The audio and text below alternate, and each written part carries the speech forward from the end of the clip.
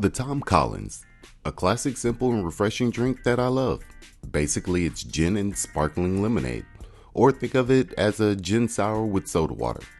But one thing has bothered me for many years while making this drink.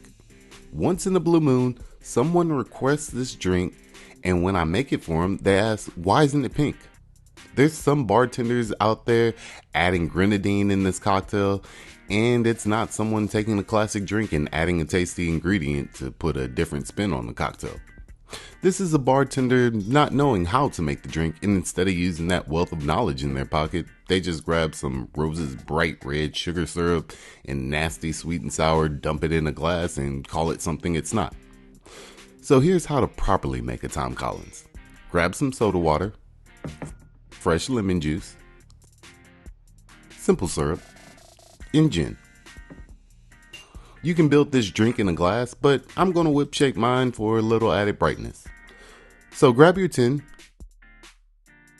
add an ounce of lemon juice. Please use fresh squeezed juice, no Starbucks stuff, no sweet and sour. 3/4 of an ounce of simple syrup.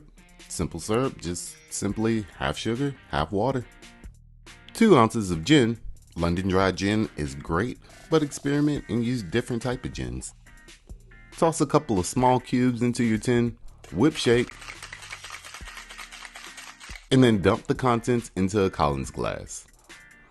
Add ice and top off with some soda water. Garnish with a cherry wheel if you like, and you're done.